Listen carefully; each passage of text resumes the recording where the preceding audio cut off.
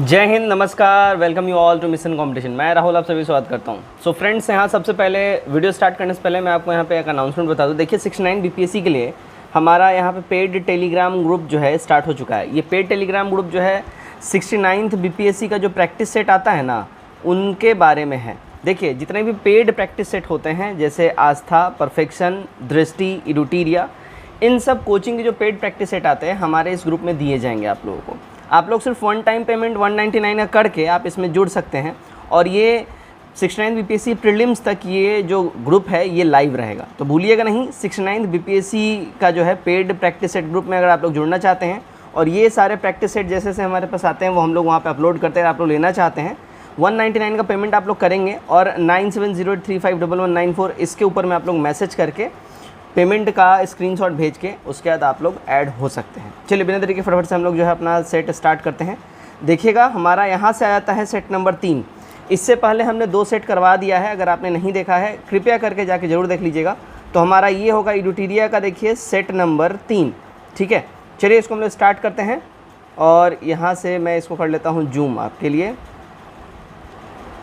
बेहतरीन। चलिए भाई पहला सवाल देखते हैं क्या बोला जा रहा है। पहला सवाल में गंगोई चोलपुरम नामक नई राजधानी का निर्माण किस चोल शासक के द्वारा किया गया था? किस चोल शासक के द्वारा नई राजधानी का निर्माण किया गया था, यहाँ पे ये पूछा जा रहा है।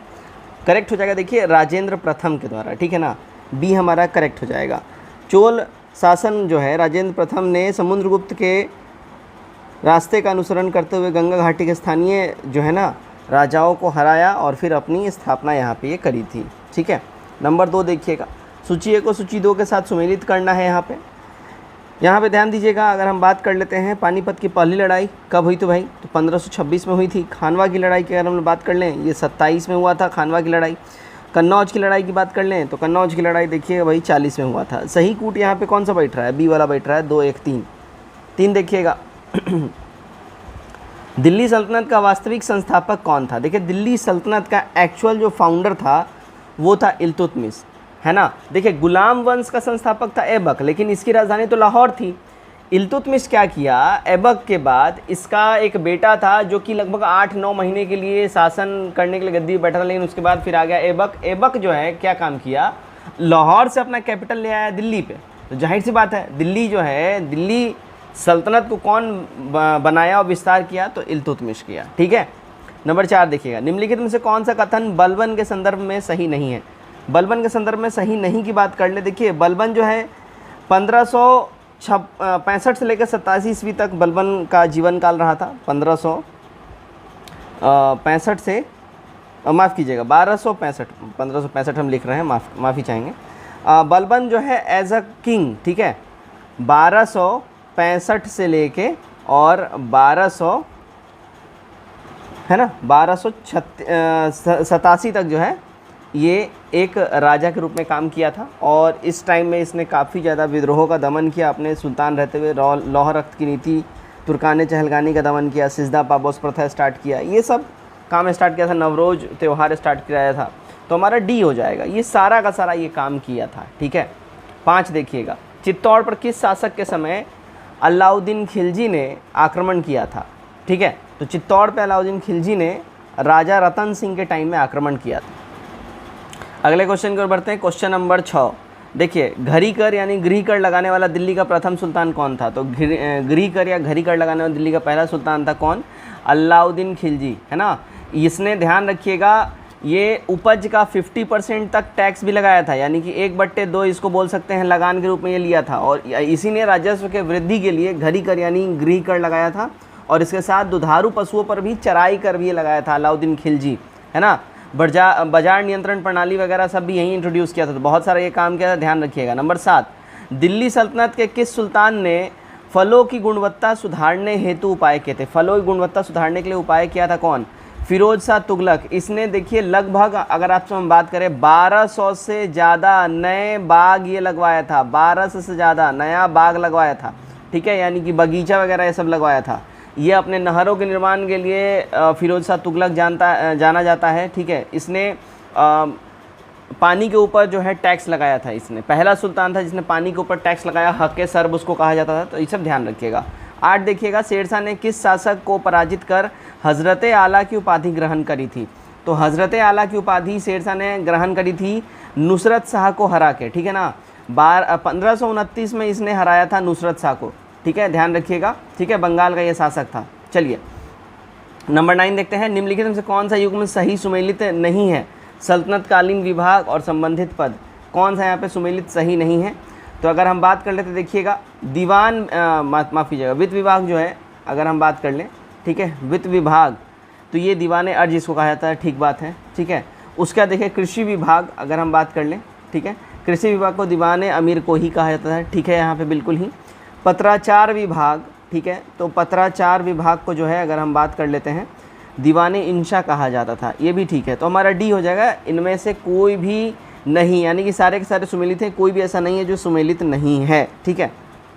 नंबर 10 हम लोग देखते हैं, 10 नंबर में क्या बोला देखिए, कश्मीर के किस शासक को कश्मीर का अकबर कहा जाता था? कश्मीर का अकबर कहा जाता था जैनुल अबदीन को, सी करेक्ट हो जाएगा।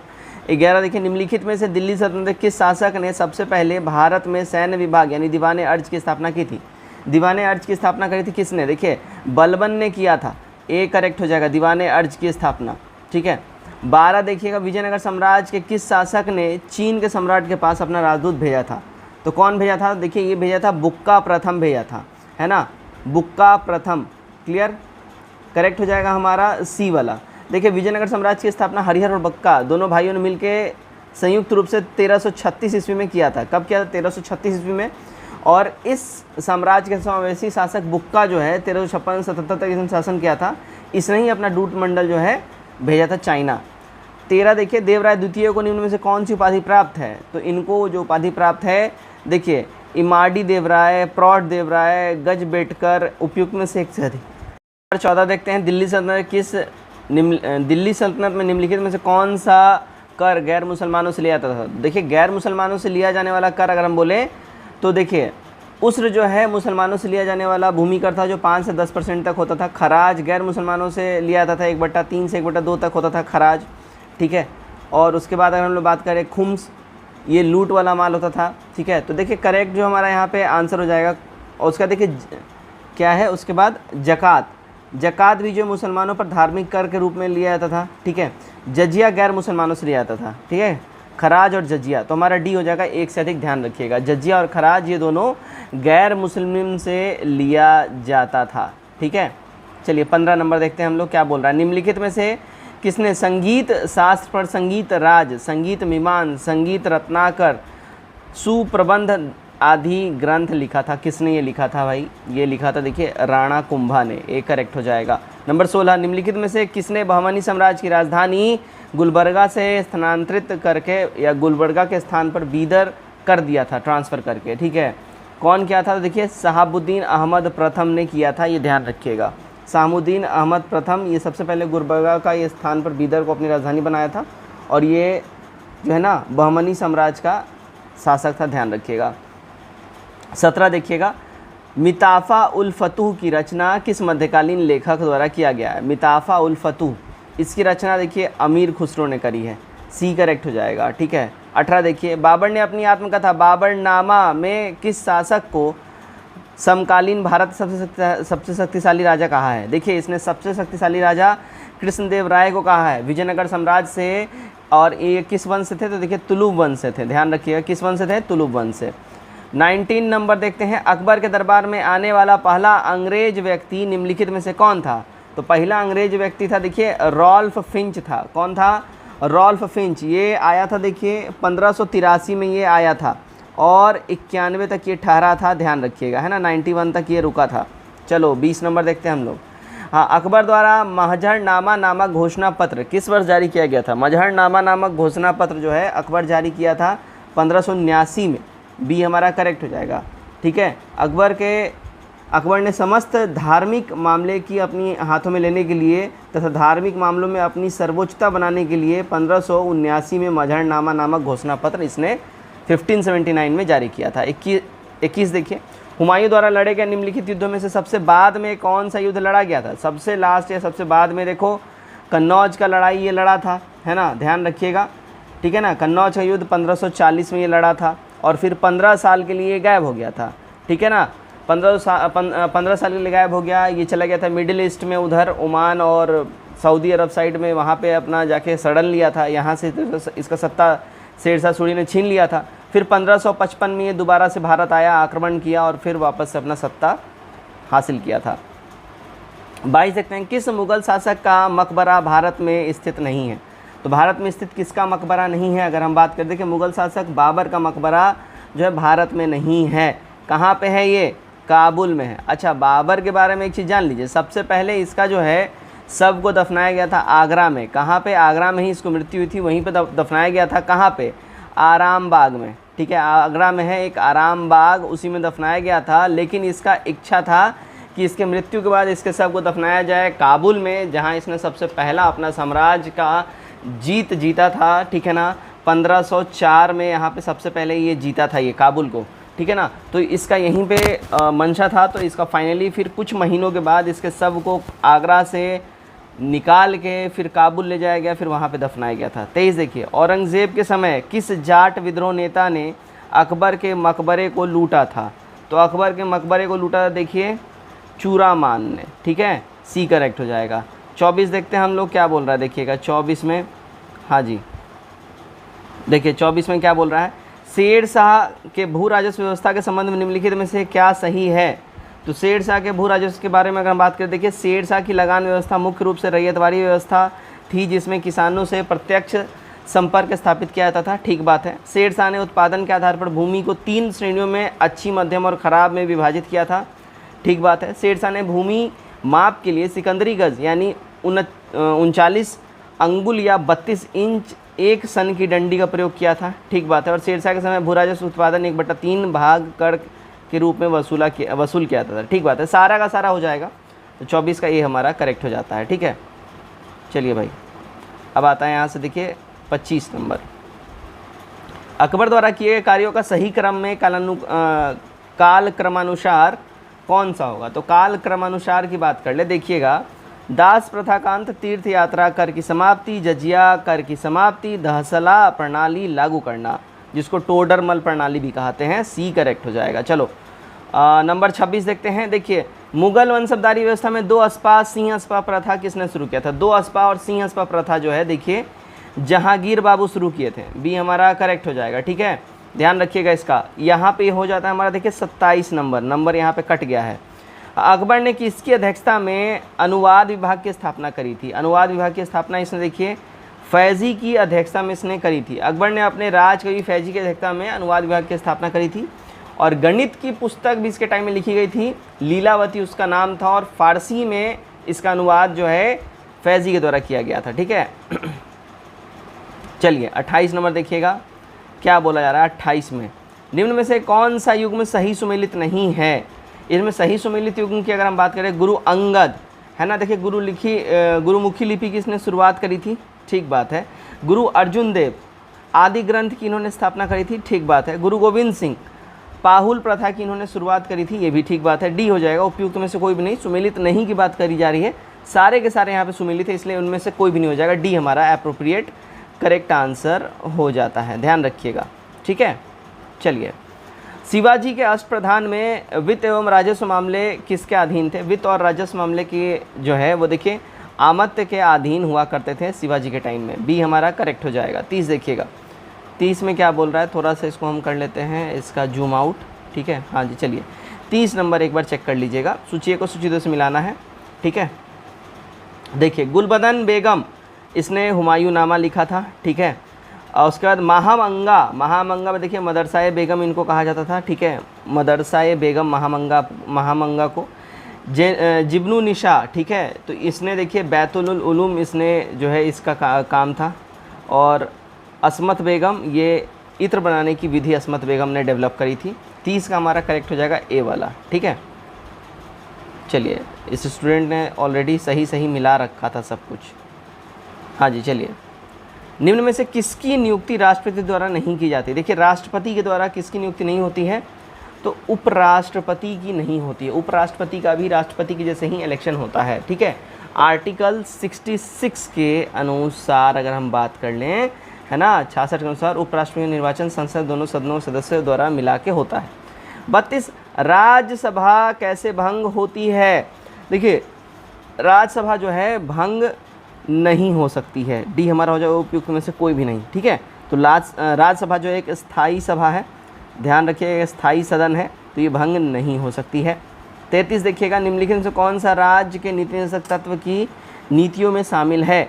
ठीक है, कौन सा इसके अंतर्गत शामिल है ये बताना है। ठीक है, देखिएगा मद्यपान निषेध आर्टिकल 47 में आता है, और नीति निषेधक तत्व देखिए आर्टिकल 36 से 51 में आता है। डीपीएसपी की बातें हो रही हैं, ये जो है भाग 4 में आपको ये मिलेगा। ठीक है ना, ध्यान रखिएगा इस बात का। चलिए हाँ जी, तो यहाँ पे देखिए घरेलू उद्योग को बढ़ावा 43, समान नागरिक संहिता सिविल कोड जो है 44 में, उपयोगी पशुओं की हत्या पर रोक 48 और ग्राम पंचायत 40 में, सारे के सारे इससे रिलेटेड ही हैं। डी हो जाएगा उपयुक्त में से एक से अधिक। चलो आगे बढ़ते हैं। 34 देखने का है, राज्य के नीति निषेधक तत्व किस प्रकार मौलिक अधिकारों से भिन्न हैं? देखिए नीति निषेधक तत्व न्यायालय में परिवर्तनीय नहीं है, जबकि मौलिक अधिकार परिवर्तनीय है। मतलब न्यायालय में मौलिक अधिकार के हनन पे आप जा सकते हैं, शिकायत कर सकते हैं, आपकी सुनवाई हो सकती है, नीति निषेधक तत्व में नहीं होगी। ठीक है, चलो 35 देखना है, भारत में राष्ट्रपति के निर्वाचक के लिए निर्वाचन मंडल के सदस्य कौन होते हैं? इसमें निर्वाचन मंडल के सदस्यों की अगर हम लोग बात कर ले, देखिएगा लोकसभा के निर्वाचित सदस्य होते हैं, राज्यसभा के निर्वाचित सदस्य होते हैं, राज्य विधानसभा के निर्वाचित सदस्य होते हैं। ठीक है, ध्यान रखिएगा। करेक्ट हमारा हो जाएगा सी वाला 1, 2, 3। 36 देखिए, भारत के राष्ट्रपति को संविधान के उल्लंघन के आधार पर उसके पद से हटाया जा सकता है ना, संविधान के उल्लंघन के आधार पर उनके पद से हटाया जा सकता है। ठीक है, भारत के मुख्य न्यायाधीश के द्वारा नहीं, लोकसभा के द्वारा नहीं, भारत के प्रधानमंत्री के द्वारा नहीं। डी हो जाएगा। देखिए भारत के संसद के द्वारा हटाया जा सकता है ना, महाभियोग की प्रक्रिया के द्वारा। आर्टिकल 61 में ये आपको वर्णित मिलेगा, ध्यान रखिएगा आप लोग। ठीक है, चलिए आगे हम लोग बढ़ते हैं। नंबर 37, भारत में द्विसदनीय व्यवस्था, द्विसदनात्मक संसद की व्यवस्था की गई है। द्विसदनात्मक व्यवस्था के संदर्भ में निम्नलिखित में से कौन सा तर्क सही है? जो सही तर्क की बात हम लोग अगर कर लें, कौन सा इसमें सही तर्क है? ठीक है, देखिएगा तो यहाँ पे क्या बोल रहा है, द्विसदनात्मक व्यवस्था जो है ये भारत के संसद में यही है, और ये ब्रिटेन से लिया गया, ध्यान रखिएगा, है ना। इसे द्विसदनात्मक विधायिका भी कहते हैं। भारत संसद का एक और लाभ यह है कि संसद प्रत्येक निर्णय पर दूसरे सदन में पुनर्विचार हो जाता है। तो हमारा डी हो जाएगा। ठीक है, कौन सा तर्क सही नहीं है? तो सारा का सारा तर्क यहाँ जो है सही है, ध्यान रखिएगा। ठीक है, चलिए 38 देखिएगा, राज्यसभा के संदर्भ में निम्नलिखित में से कौन सा कथन सत्य नहीं है? इनमें से कौन सा कथन यहाँ पे सत्य नहीं है, यहाँ पे ये पूछा जा रहा है। देखिए, उपराष्ट्रपति की अनुपस्थिति में संसदीय कार्य मंत्री राज्यसभा की बैठक के अध्यक्षता करते हैं, ये वाला सत्य नहीं है, ध्यान रखिएगा। उपराष्ट्रपति है ना, अगर उपराष्ट्रपति अगर हम यहाँ राज्यसभा के संदर्भ में निम्नलिखित कौन सा कथन सत्य नहीं है, तो देखिएगा यही एगो सत्य नहीं है। अगर हम बात कर लेते हैं उपराष्ट्रपति अगर अनुपस्थित हैं तो संसदीय कार्य मंत्री नहीं, राज्यसभा की बैठक का जो है निर्वाह करेंगे जो राज्यसभा के उपसभापति होंगे, ध्यान रखिएगा, वहीं करेंगे, है ना। बाकी सारे यहाँ पे हमारे कोरिलेटेड हैं। 39 देखिए, लोकसभा की कार्रवाई के संचालन के लिए अध्यक्ष यानी स्पीकर का चुनाव किया जाता है। तो स्पीकर का जो चुनाव है, लोकसभा अपने सदस्यों में से अध्यक्ष या उपाध्यक्ष का चुनाव करता है। दोनों लोकसभा के कार्यकाल तक जो सामान्यतः 5 वर्ष तक का होता है, उसके लिए चुने जाते हैं। अध्यक्ष लोकसभा की अध्यक्षता व संचालन करता है। लोकसभा अध्यक्ष को पद सूची वरीयता क्रम में राष्ट्रपति, उपराष्ट्रपति, प्रधानमंत्री के बाद 4th पोजीशन इनको मिलता है, ये भी ध्यान रखिएगा। और हमारे यहाँ लोकसभा स्पीकर को लगभग वही शक्तियाँ प्राप्त है जो ब्रिटेन के हाउस ऑफ कॉमन्स के स्पीकर को होता है। ठीक है, तो हमारा यहाँ पे क्या हो जाएगा, डी हो जाएगा, इनमें से कोई भी नहीं। क्लियर। अब चलिए 40 नंबर देखते हैं। लोकसभा अध्यक्ष स्पीकर अपने निर्णायक मत का प्रयोग करते हैं केवल तभी करेंगे जब किसी विषय के पक्ष में विपक्ष में समान मत हो जाएगा, यानी टाई हो जाएगा, तब वो डिसाइडर वोट डालते हैं। ठीक है ना। चलो भाई 41 देखोगे, 41, संसदीय कार्यवाही में स्थगन प्रस्ताव लाने का उद्देश्य क्या है?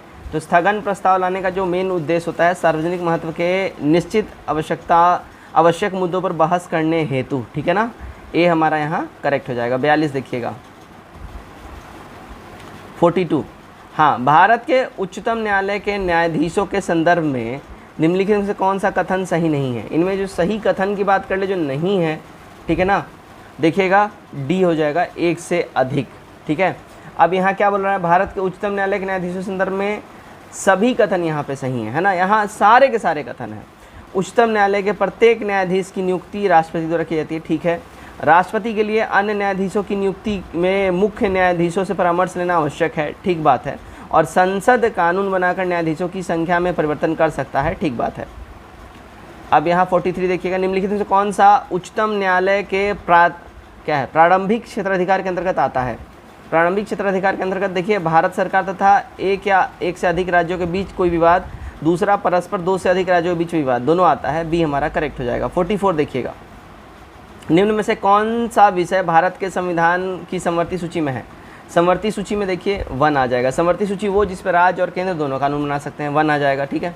केंद्र राज्य संबंध संदर्भ में निम्नलिखित में से कौन सा कथन यहाँ पे सही है। सही कथन की बात कर लेते हैं। केंद्र और राज्य के संदर्भ में देखिए, यहाँ राज्यपाल की भूमिका केंद्र और राज्य के बीच सदैव ही विवाद का विषय रही है, ठीक है बात, बिल्कुल, है ना। केंद्र राज्य संबंध से जुड़े विषयों की पड़ताल के लिए केंद्र सरकार द्वारा सरकारी आयोग का गठन किया गया था, ठीक बात है, बिल्कुल ही बिल्कुल ठीक बात है, ठीक है। ये कब सरकारी आयोग का गठन किया गया था, 1983 में इसका गठन हुआ था, ध्यान रखिएगा। अच्छा, सरकारी आयोग ने यह सिफारिश की कि राज्यपालों की नियुक्ति अनिवार्य तथा निष्पक्ष होकर की जानी चाहिए, ये भी ठीक बात है, डी हो जाएगा, सारे के सारे सही हैं। 46 देखिएगा, बैथोलिथ, डाइक, लोपोलिथ, फैकोलिथ निम्नलिखित में से किसका उदाहरण है। ये सारे उदाहरण हैं ज्वालामुखी के आंतरिक स्थल रूप का। 47 देखिएगा, क्या बोला, निम्नलिखित कथनों पर यहाँ पे आपको विचार करना है। विचार देखिए क्या बोल रहा है, समुद्र समीर रात के समय चलती है और स्थल समीर दिन के समय चलती है, करेक्ट जो हमारा हो जाएगा 47 का, है ना। देखिए डी हो जाएगा, उपयुक्त में से कोई भी नहीं, ये बिल्कुल उल्टा आप कर लीजिए, ठीक है ना। ठीक है, स्थल समीर रात के समय चलती है। अब स्थल समीर क्या होता है, जो समुद्र की ओर से स्थल की ओर आता है, ठीक है। और जो समुद्री समीर होती है, जो ज़मीन से समुद्र की ओर जाता है, वो दिन में चलता है। ध्यान रखिएगा, दिन में क्यों चलता है भाई, दिन में पृथ्वी गर्म हो रही होती है तो गर्म हवाएं समुद्र की ओर जाती है, और रात के टाइम में पृथ्वी जो है ठंडी हो रही होती है, समुद्र भी ठंडा हो रहा था, तो उधर से ठंडी हवाएं पृथ्वी की ओर चलती हैं। 48, सारगोसो सागर कहाँ अवस्थित है, ठीक है। सारगोसो सागर की बात कर लें, ये ध्यान रखिएगा, उत्तरी अमेरिका के पूर्वी तट पर ये स्थित है, तो 48 का हमारा सी करेक्ट हो जाएगा। चलिए भाई, यहाँ पे थोड़ा सा गड़बड़ है, स्टूडेंट ने PDF ठीक से लिया नहीं है, मैं आपको बोल के बताता हूँ, आप लोग बस इसको एक बार देखिएगा अच्छे से, ठीक है। हाँ जी, तो देखिए, ग्रेट नीबर एवं ग्रेट इलेव झील किस क्षेत्र में स्थित है, तो ये आपको मिलेगा देखिए कनाडा में, ठीक है, कनाडा में आपको मिलेगा, ठीक है। 1-2 क्वेश्चन गड़बड़ है, थोड़ा सा आप लोग टॉलरेट कर लीजिए। निम्नलिखित में से सही सुमेलित नहीं है, इनमें सही सुमेलित की अगर हम लोग बात कर लें, ठीक है, तो यहाँ पे सारे के सारे सही सुमेलित हैं। गोबी, मंगोलिया, टकलामकान, चाइना, अटाकामा, उत्तरी चिली, ये सारे के सारे सुमेलित हैं। 51 देखिएगा, निम्नलिखित में से कौन सा कथन सही है, इनमें सही कथन की बात कर ले, ठीक है। देखिए स्टेपी नहीं, यहाँ पे थोड़ा सा पढ़ने में दिक्कत हो रहा है। रेपेटी असंबद्ध ऊपरी मेंटल एवं निचला मेंटल के मध्य स्थित है, ठीक है, थोड़ा सा गड़बड़ हो रहा है, ये भी हो जाएगा। गुटनबर्ग असंबद्धता निचली मेंटल एवं बाह्य कोड के मध्य स्थित है, ठीक है। और लेहमैन असंबद्धता बाहर कोड और आंतरिक कोड के मध्य स्थित है, ये हो जाएगा। सारे के सारे यहाँ पे करेक्टली मैच्ड हैं। थोड़ा स्टूडेंट 2-3 क्वेश्चन में शायद फ़ोन हिला दिया होगा तो उसका PDF ठीक से बना नहीं, माफ़ी चाहेंगे। चलिए बाकी सारे अब ठीक हैं। पृथ्वी के क्रस्ट में पाए जाने वाले तत्व के प्रतिशत मान के आधार पर घटते क्रम को सजाना है आपको। यहाँ पे देखिएगा क्या बोल रहा है, पहले ऑक्सीजन हो जाएगा सबसे ज़्यादा, उसके बाद सिलिकॉन, उसके बाद आपका हो जाएगा एल्यूमिनियम, फिर लोहा हो जाएगा। सही कूट हमारा सी वाला हो जाएगा। 53, पारिस्थितिकी तंत्र में एक स्तर से दूसरे स्तर पर औसत ऊर्जा का स्थानांतरण होता है। देखिए औसत ऊर्जा का जो स्थानांतरण होता है, अगर इसकी हम लोग बात कर लें 10% होता है, ए करेक्ट हो जाएगा, ठीक है। 54 देखिए, निम्नलिखित में से कौन ग्रीन हाउस गैस है, तो इनमें से ग्रीन हाउस गैस की अगर हम लोग बात कर लें, ठीक है। देखिए carbon dioxide green house gas है, मीथेन ग्रीन हाउस गैस है, क्लोरोफ्लोरोकार्बन ग्रीन हाउस गैस है, ये सारे के सारे ग्रीन हाउस गैस हैं, डी हो जाएगा, ध्यान रखिएगा। सल्फर हेक्साफ्लोराइड भी ग्रीन हाउस है, हाइड्रोफ्लोरोकार्बन भी ग्रीन हाउस है, नाइट्रोजन ऑक्साइड भी ग्रीन हाउस है, ये सारे ग्रीन हाउस में आते हैं। 55 नंबर देखिए, निम्नलिखित में से कौन सही सुमेलित है, इनमें सही सुमेलित है की बात हो रही है, ठीक है। तो देखिए नॉर्वेस्टर्न न्यूजीलैंड, ये एकदम करेक्टली मैच्ड है, ध्यान रखिएगा, ठीक है। ब्लैक रोलर की बात कर लिए, उत्तरी अमेरिका में है, ऑस्ट्रेलिया नहीं है, ये उत्तरी अमेरिका है, ठीक है, उत्तरी अमेरिका में ये आपको ये मिलेगा, कहाँ, उत्तरी अमेरिका में। और ब्रिक फील्डर की बात कर ले, ये आपको ऑस्ट्रेलिया में मिलेगा, ठीक है, बाकी जो है नॉर्वेस्टर सही है। 56 मॉन्ट्रियल अंतर्राष्ट्रीय पर्यावरण सम्मेलन का आयोजन कौन से वर्ष में हुआ था? देखिए इसका आयोजन हुआ था 87 में, डी करेक्ट हो जाएगा।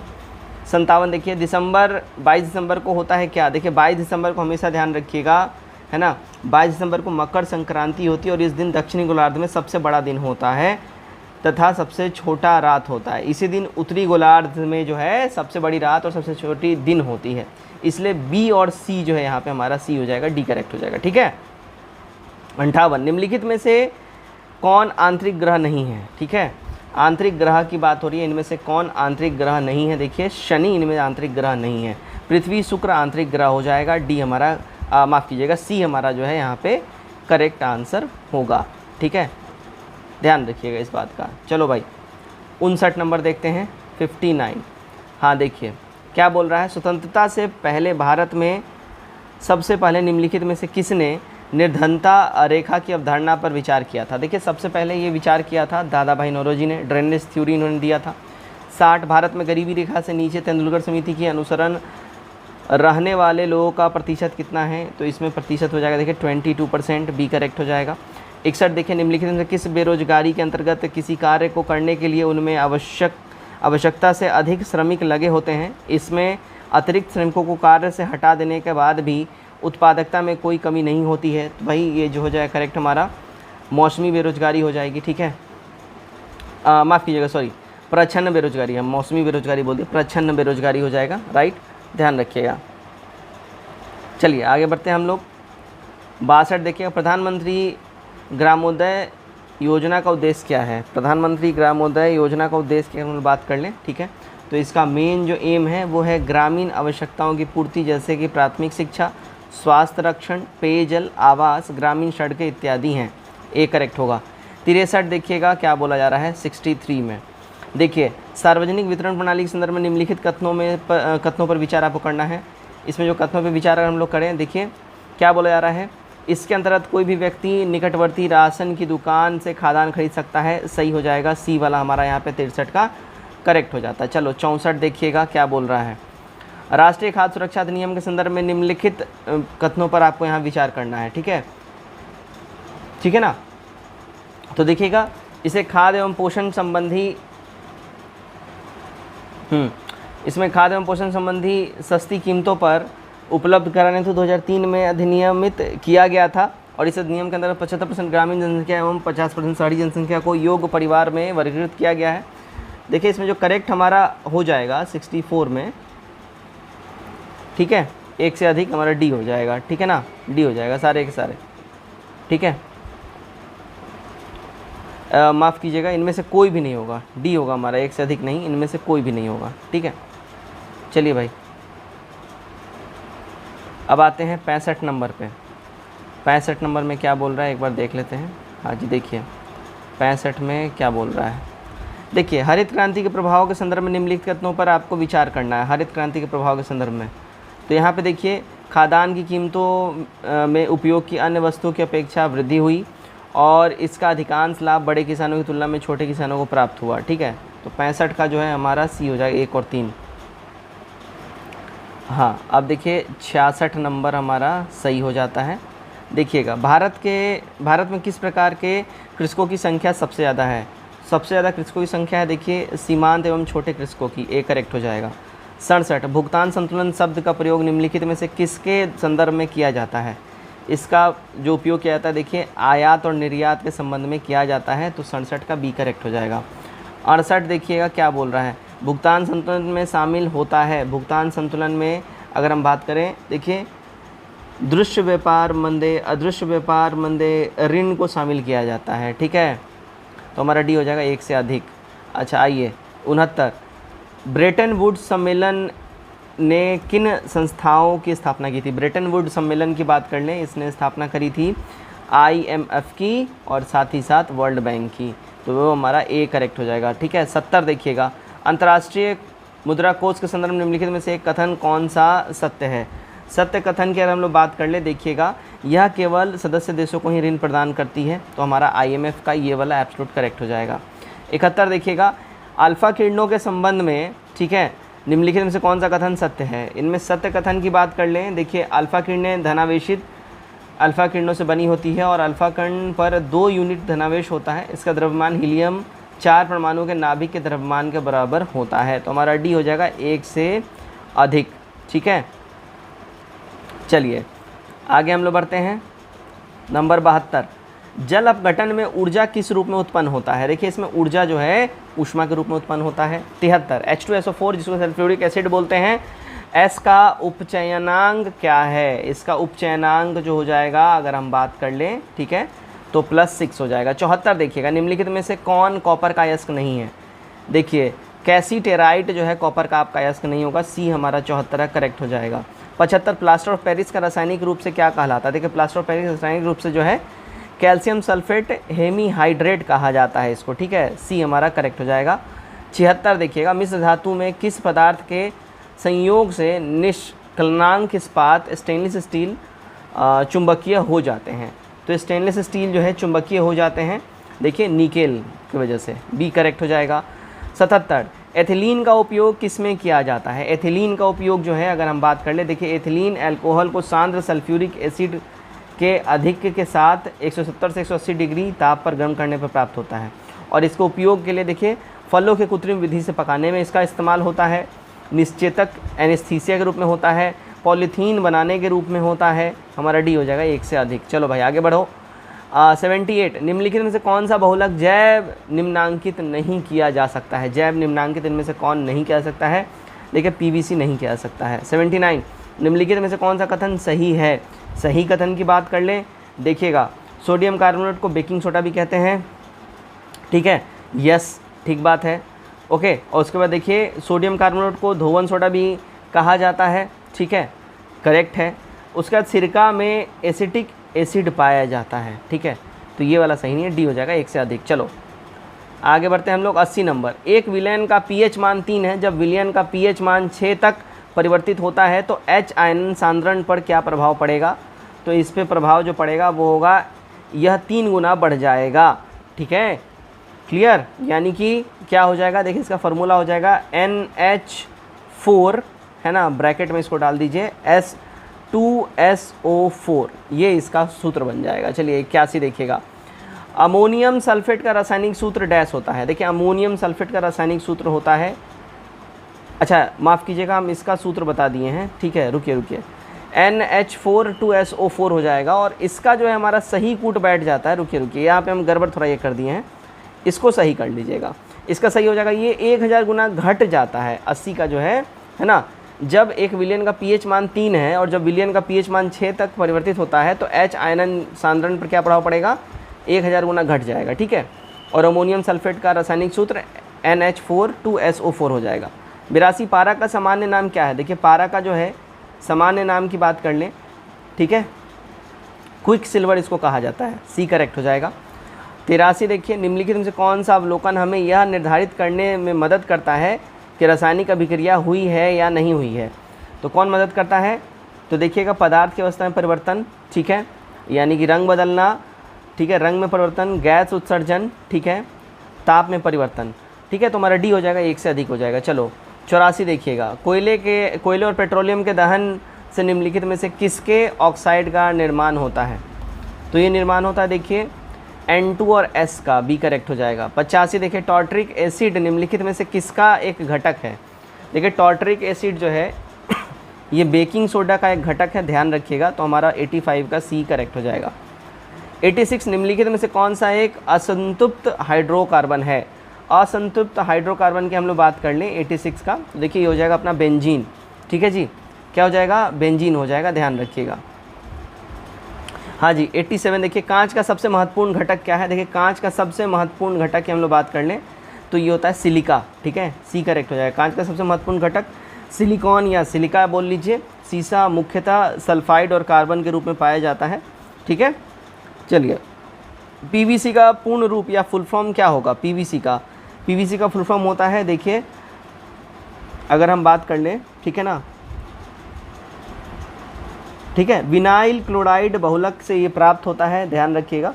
और इसका जो है डी हो जाएगा, उपयुक्त में से कोई भी नहीं, ठीक है, उपयुक्त में से कोई भी नहीं, ठीक है। पॉलीविनाइल क्लोराइड इसको बोलते हैं हम लोग, पीवीसी का फुल फॉर्म होता है पॉलीविनाइल क्लोराइड, ठीक है।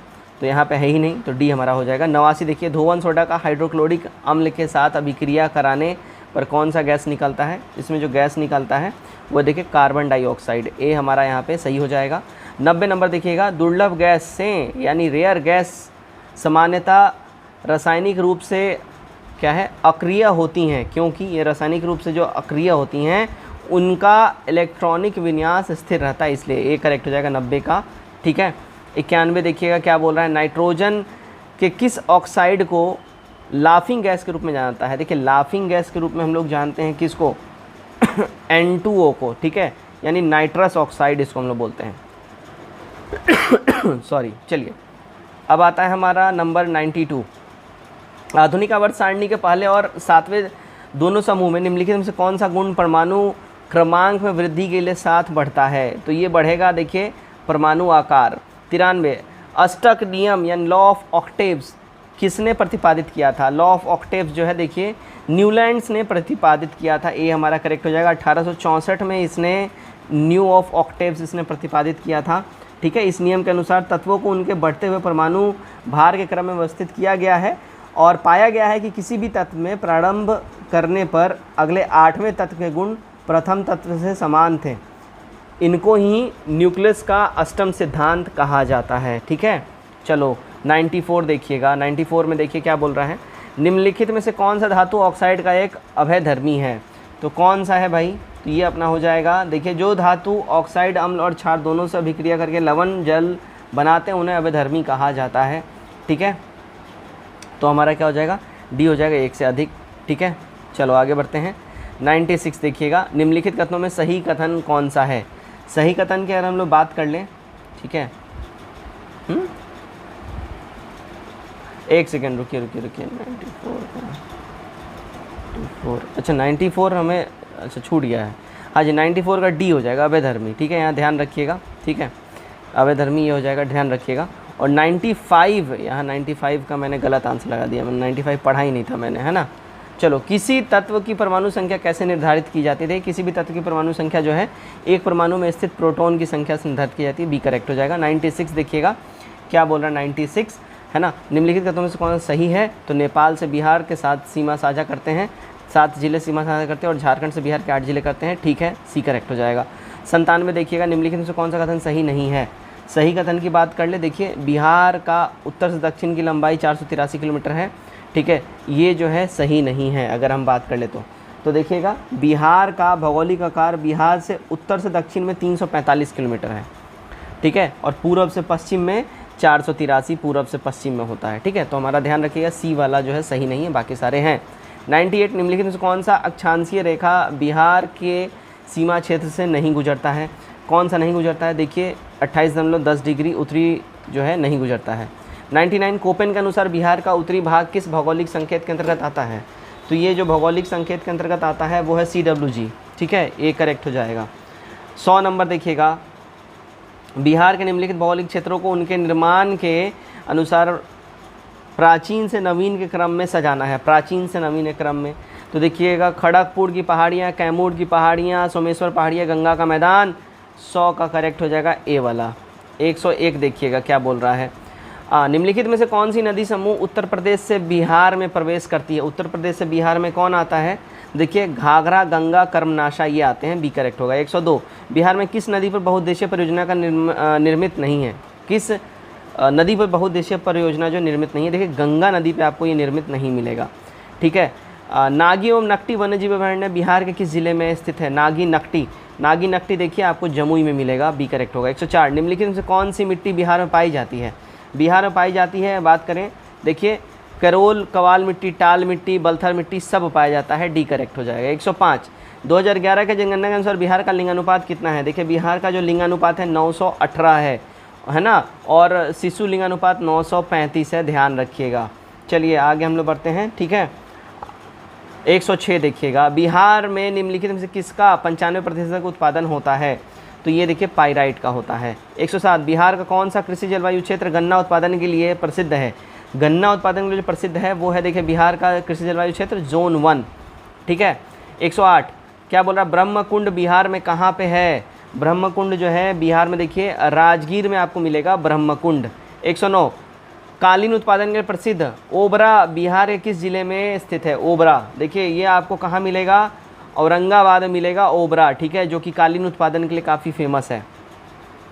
चलिए बिहार औद्योगिक क्षेत्र विकास प्राधिकरण जिसको बियाडा की स्थापना कब हुई थी, जिसको बियाडा भी कहा जाता है, इसकी स्थापना कब हुई थी? देखिए बियाडा की जो स्थापना है अगर हम बात करें 1974 में हुआ था, ठीक है, तो हमारा डी हो जाएगा, इनमें से कोई भी नहीं। 111 देखिएगा अक्टूबर 2022 में डेनमार्क के फाउंडेशन फॉर एनवायरनमेंट एजुकेशन द्वारा भारत के किस राज्य या केंद्र शासित प्रदेश के 2 समुद्री तटों को ब्लू फ्लैग का प्रमाण पत्र दिया गया है? तो ये जो 2 समुद्र तट हैं वो है, एक तो लक्षद्वीप है, ध्यान रखिएगा, ठीक है, क्लियर, और लक्षद्वीप है और मिनिकॉय है, ठीक है, लक्षद्वीप और मिनिकॉय है ना, तो मिनिकॉय ऑप्शन नहीं है, लक्षद्वीप है खाली, तो बी हमारा करेक्ट हो जाएगा। चलो आगे बढ़ते हैं हम लोग। 112 नंबर देखिएगा हाल ही में प्रधानमंत्री नरेंद्र मोदी ने भारत के किस शहर में महाकाल लोक गलियारा परियोजना के पहले चरण का उद्घाटन किया है? तो इन्होंने ये जो पहला चरण का इन्होंने जो उद्घाटन किया है ये उज्जैन में किया है, सी करेक्ट हो जाएगा। 113 देखिएगा हर घर गंगा जल योजना के संबंध में निम्नलिखित में से कौन सा कथन सही नहीं है? सही कथन की बात कर लें, ठीक है, तो देखिए ये योजना बिहार सरकार द्वारा जल जीवन हरियाली मिशन के तहत शुरू की गई है, ठीक है। इसका पहला चरण राजगीर में शुरू किया गया था तथा दूसरा चरण नवादा में लागू किया जाएगा, ठीक है। इसके तहत प्रत्येक लाभार्थी को पीने और घरेलू उद्देश्य के लिए प्रतिदिन 135 लीटर गंगा जल मिलेगा, ठीक है, डी हमारा करेक्ट हो जाएगा। 114 देखिएगा ड्रोन के माध्यम से दवाइयाँ पहुँचाने के लिए भारत का पहला ड्रोन स्टेशन कहाँ स्थापित किया गया है? तो ये स्थापित किया गया देखिए मेघालय के अंदर में, ठीक है। 115 नवंबर 2022 में प्रधानमंत्री नरेंद्र मोदी ने किस शहर में स्टैचू ऑफ प्रॉस्पेरिटी का अनावरण किया है? स्टैचू ऑफ प्रॉस्पेरिटी, ये देखिए बेंगलुरु में इसका अनावरण हुआ है, बी करेक्ट हो जाएगा। 116 देखिए टाइम मैगजीन द्वारा 2022 पर्सन ऑफ द ईयर किसे चुना गया है? पर्सन ऑफ द ईयर की बात कर ले, ये देखिए व्लादिमीर ज़ेलेंस्की को जो है टाइम मैगजीन के द्वारा पर्सन ऑफ द ईयर चुना गया है। अब व्लादिमीर ज़ेलेंस्की कौन है? तो भैया देखिए ये जो है यूक्रेन के राष्ट्रपति हैं, ध्यान रखिएगा, ठीक है। चलिए 117 G20 शिखर सम्मेलन 2022 संबंध में निम्नलिखित में से कौन सा कथन सही नहीं है? इनमें सही कथन की बात कर ले जो नहीं है, ठीक है। देखिए नवंबर 2022 में इसका आयोजन इंडोनेशिया में किया गया, सही कथन है। सम्मेलन का theme recover together recover stronger था, ठीक बात है। ब्रिटिश प्रधानमंत्री ऋषि सुनक ने UK India young professional scheme की शुरुआत की, ठीक बात है। हमारा क्या हो जाएगा? सी वाला हो जाएगा, सारे के सारे इसमें सही हैं। भारत का पहला निजी रूप से विकसित रॉकेट नवंबर 2022 में लॉन्च किया गया जिसका नाम है, तो इस रॉकेट का नाम की अगर हम बात कर ले क्या नाम है? देखिए विक्रम S नाम है, ठीक है। 119 निम्नलिखित में से किसके अध्ययन हेतु चीन द्वारा पहला अंतरिक्ष आधारित टेलीस्कोप कुआफू 1 लॉन्च किया गया है? तो ये इन्होंने लॉन्च किया है देखिए सूर्य के अध्ययन के लिए। गरुड़ 7 युद्ध अभ्यास निम्नलिखित में किसका युद्ध अभ्यास है? तो ये युद्ध अभ्यास है, ठीक है। देखिए भारत और इंडोनेशिया थल सेना का, फ्रांस थल सेना का, भारत और फ्रांस वायु थल सेना का, तो हमारा डी हो जाएगा। एक से अधिक 120 का, माफ़ कीजिएगा 120 का सी हो जाएगा, रुकिए एक से हम गलती कर दिए हैं। भारत फ्रांस वायुसेना युद्ध अभ्यास है ये गरुड़, ठीक है। 120 का सी हो जाएगा, हम 121 का आपको आंसर बताने जा रहे थे। हाँ जी चलिए निम्नलिखित में से हाल ही में की गई नियुक्तियों में निम्नलिखित में से कौन सी सुमेलित सही नहीं है? ठीक है, सुमेलित नहीं कौन है सही? ठीक है, तो देखिएगा गिरिधर सम्मान भारत के रक्षा सचिव, गिरिधर अरमान ने भारत के रक्षा सचिव, ठीक है, सुमेलित है। KP अश्वनी UNHRC के विशेष दूत के रूप में पहली भारतीय महिला, ठीक है। और अरुणा गोयल भारत के चुनाव आयुक्त, ठीक है, डी हो जाएगा। एक से इनमें से कोई भी नहीं, ठीक है ना, मतलब सारे के सारे जो है सुमेलित हैं, ध्यान रखिएगा, ठीक है। 122 देखिएगा FIFA अंडर-17 महिला विश्व कप के संबंध में निम्नलिखित में से कौन सा कथन सही है? सही कथन की बात कर ले, देखिए 11 से 30 अक्टूबर 2022 तक इसका आयोजन भारत में किया गया, ठीक है। और भारत के 3 राज्य महाराष्ट्र, गोवा और ओडिशा में इसका आयोजन हुआ, ठीक बात है, सही 122 का हो जाएगा ए वाला। चलो 123 निम्नलिखित में किसे 32वां बिहारी पुरस्कार सम्मानित किया गया है? तो ये देखिए डॉक्टर माधव हाडा को सम्मानित किया गया है। 36वां राष्ट्रीय खेल 2022 संबंध में निम्नलिखित में से कौन सा कथन सही है? सही कथन की बात कर ले, है ना। देखिएगा, पहली बार गुजरात में राष्ट्रीय खेल का आयोजन किया गया है, ठीक है। इसका शुभंकर का नाम सावज रखा गया था, ठीक है।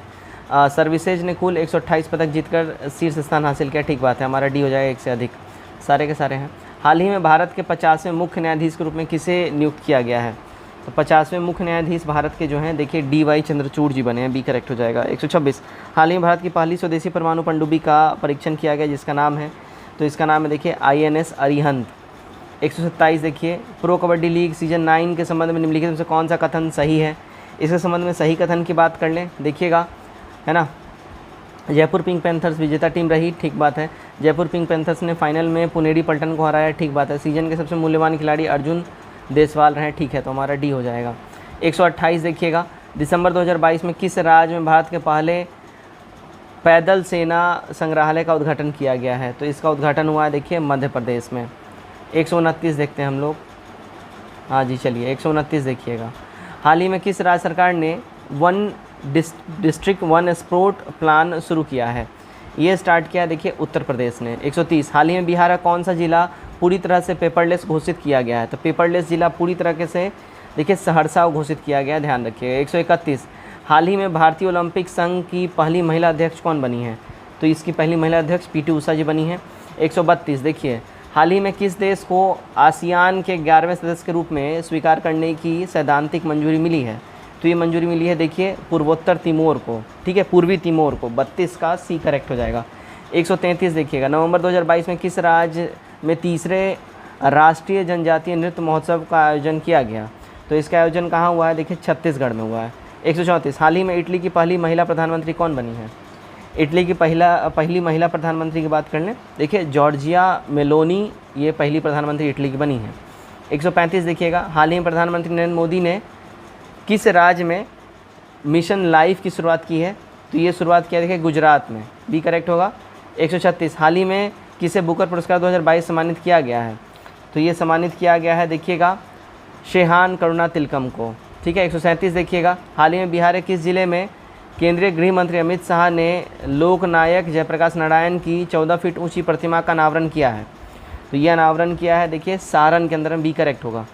138 देखिए, अक्टूबर 2022 में 90वें इंटरपोल महासभा का आयोजन कहाँ किया गया है? इसका आयोजन की बात कर ले भाई, देखिएगा भारत में किया गया है। 139, निम्नलिखित में से किस राज्य सरकार द्वारा क्या है, किस राज्य सरकार द्वारा अगर हम बात कर लें, है ना, आसरा पेंशन, यहाँ पे आसरा लिखा हुआ है, आसरा पेंशन योजना शुरू किया गया है। तो ये तेलंगाना गवर्नमेंट के द्वारा आसरा पेंशन योजना शुरू किया गया है, ठीक है। चलिए अब आते हैं 140 पे, ये बहुत ज़्यादा ही गड़बड़ दिख रहा है 140, ठीक है। यहाँ पे क्या है, हाल ही में जारी पब्लिक अफेयर्स इंडेक्स 2022 संदर्भ में निम्नलिखित में कौन सा कथन गलत है? देखिए ये बिल्कुल ही पढ़ने में असहज है, तो इसको हम लोग रहने देते हैं, बिल्कुल ही समझ में नहीं आ रहा है। आप लोग समझ में आए मुझे ज़रूर बताइएगा, ठीक है।